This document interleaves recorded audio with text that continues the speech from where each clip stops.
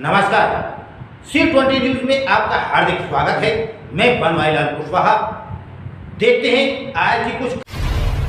किसानों को solar panel पर 90% की सब्सिडी। जी हां, उत्तर प्रदेश सरकार ने हाल ही में राज्य के नागरिकों के लिए रूफटॉप सोलर पैनल सब्सिडी योजना शुरू की है। इस योजना को शुरू करने का उद्देश्य हरित ऊर्जा को बढ़ावा देना और गरीब लोगों से बिजली बिल के अतिरिक्त बोझ को कम करना है। अगर आप अपने घरों में रूफटॉप सोलर पैनल लगाने के इच्छुक हैं तो आप इसके लिए आसानी से ऑनलाइन आवेदन कर सकते हैं। इसके लिए सरकार द्वारा 90% की सब्सिडी दी जा रही है।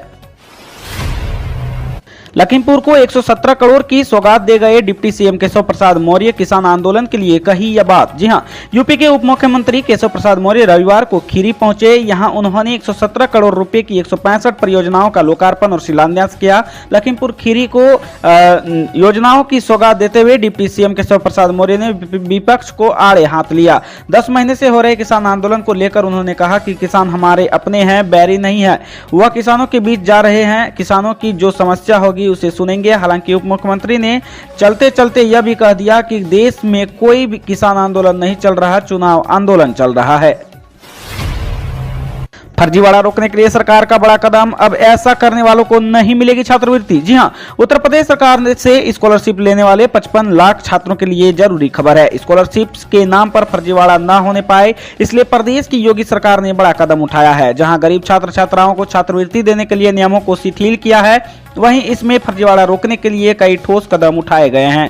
मीडिया रिपोर्ट्स की माने तो समाज कल्याण विभाग एनआईसी के माध्यम से ऐसा सॉफ्टवेयर विकसित कर रहा है जिसमें प्रमाण पत्रों का लाइव मिलान हो सकेगा। यदि प्रमाण पत्र फर्जी है तो उसका नंबर फीड करके ऑनलाइन आवेदन पत्र जमा ही नहीं होगा। इसके अलावा आय और जाति प्रमाण पत्र फर्जी हुआ तो ऑनलाइन आवेदन पत्र भी नहीं भरा जा सकेगा। इसके अलावा समाज कल्याण विभाग ने अनुसूचित जाति, अनुसूचित जनजाति छात्र छात्राओं की छात्रवृत्ति के लिए संशोधित नियमावली जारी कर दी है।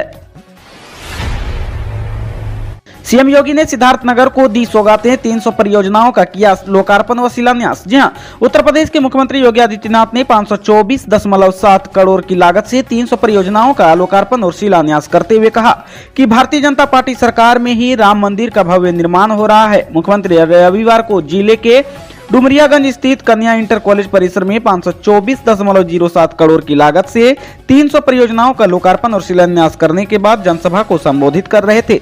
इस मौके पर श्री योगी ने कहा कि भाजपा सरकार में ही राम मंदिर का भव्य निर्माण हो रहा है और अगर प्रदेश में भाजपा की सरकार न होती तो अयोध्या में भगवान श्री राम के मंदिर का निर्माण शुरू नहीं हो पाता। इसलिए उन्होंने कहा कि जो लोग भक्तों पर गोलियां चलाते थे उन लोगों को जनता ने सत्ता से ही नहीं बल्कि प्रदेश से बाहर कर दिया है। उन्होंने कहा कि डुमरियागंज का आजादी की लड़ाई में अहम योगदान है। जब पूरा देश गुलामी की जंजीरों में जकड़ा हुआ था तब डुमरियागंज के 86 सपूतों ने गुलामी की जंजीरों को तोड़कर आजादी के लिए आवाज उठाई थी। उन्होंने कहा था कि ज्ञात अज्ञात शहीदों के नाम पर शहीद स्मारक बनेगा।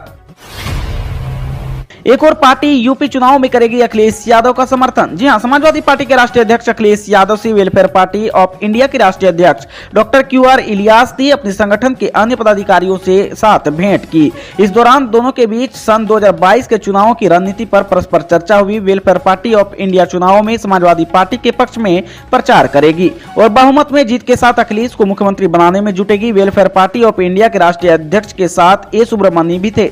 अखिलेश ने कहा कि लोकतंत्र पर संकट है, भाजपा के विकास के मामले पर नकारात्मक एजेंडा अपना रखा है। किसानों और नौजवानों के मुद्दे को समाजवादी सरकार बनने पर समय सीमा में हल किया जाएगा। आदिवासियों को वन का अधिकार मिलेगा, महिलाओं को प्रतिनिधित्व मिलेगा। डॉक्टर QR इलियास ने कहा कि विकास के काम करने का भरोसा समाजवादी पार्टी पर है। लोग भाजपा की कुनीतियों से तंग है। समाजवादी सरकार कानून का राज बहाल करेगी। 72 थर्मल संयंत्रों के पास सिर्फ 3 दिन का कोयला, देश में बन सकते हैं चीन जैसे हालात। जी हां, देश में चीन की तरह ही बिजली संकट की आशंका है। विशेषज्ञों ने केंद्रीय ऊर्जा मंत्रालय व अन्य एजेंसियों की तरफ से जारी कोयला उपलब्धता के आंकड़ों का आकलन कर यह चेतावनी दी है कि मंत्रालय की माने तो देश के 135 थर्मल पावर संयंत्रों में से 72 के पास महज 3 दिन और बिजली बनाने लायक कोयला बचा है। ये संयंत्र कुल खपत का 66.35% बिजली उत्पादन करते हैं। इस लिहाज से देखें तो 72 संयंत्र बंद होने पर कुल खपत में 33% बिजली की कमी हो सकती है। सरकार के अनुसार कोरोना के पहले अगस्त सितंबर 2019 में देश में रोजाना 10,660 करोड़ यूनिट बिजली की खपत थी, जो अगस्त सितंबर 2021 में बढ़कर 12,420 करोड़ यूनिट हो चुकी है। अवध विश्वविद्यालय की जमीन एयरपोर्ट के लिए देने के बाद विवाद हुआ शुरू। जी हां, अयोध्या में अवध विश्वविद्यालय की जमीन को लेकर नया विवाद शुरू हो गया है। दरअसल विवि की 2900 हेक्टेयर जमीन मर्यादा पुरुषोत्तम भगवान श्री राम एयरपोर्ट को बेची जा रही है। इस संबंध में अवध विवि पुरातन छात्र सभा ने मांग की है कि प्रयागराज हाईवे पर नरेंद्र देव कृषि विश्वविद्यालय की जमीन को अवध विवि को देने की मांग की है। यूपी विधानसभा चुनाव में इस भूमिका में नजर आएंगी प्रियंका गांधी। मैनिफेस्टो कमेटी के प्रमुख सलमान खुर्शीद बोले। जी हां, कांग्रेस के वरिष्ठ नेता एवं मैनिफेस्टो कमेटी के प्रमुख सलमान खुर्शीद ने रविवार को कहा कि पार्टी महासचिव प्रियंका गांधी वाड्रा विधानसभा चुनाव में उत्तर प्रदेश कांग्रेस का नेतृत्व करेंगी।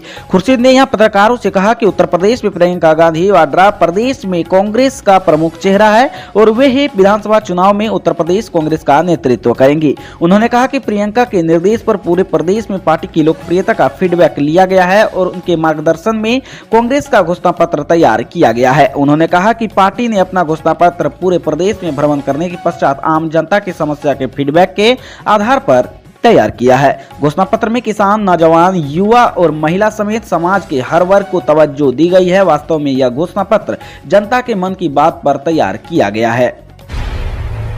रोमांचक मैच में रॉयल चैलेंजर्स बेंगलोर ने पंजाब किंग्स को 6 रनों से दी मात। प्लेऑफ ने बनाई जगह। जी हां, आईपीएल 2021 में 48वें मैच में रॉयल चैलेंजर बेंगलोर ने रोमांचक मुकाबले में पंजाब किंग्स को 6 रनों से हरा दिया है। बेंगलोर ने इस मैच में जीत दर्ज करने के साथ ही प्लेऑफ में भी अपनी जगह पक्की कर ली है। बेंगलोर ने पहले खेलते हुए निर्धारित ओवरों में 164 रन बनाए, जिसके जवाब में पंजाब 158 रन ही बना सका। बेंगलोर के अलावा सीएसके और दिल्ली कैपिटल्स भी प्लेऑफ में जगह पक्की कर चुके हैं।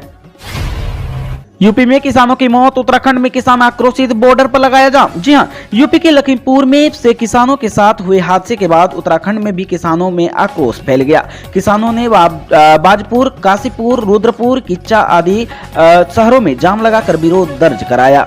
उन्होंने केंद्र एवं यूपी सरकार के खिलाफ जमकर नारेबाजी की। दोषियों के खिलाफ कार्रवाई की मांग की गई। उन्होंने मृतकों की आत्मा की शांति के लिए कैंडल मार्च निकाला। किसानों ने डीडी चौक पर योगी सरकार का पुतला फूंका।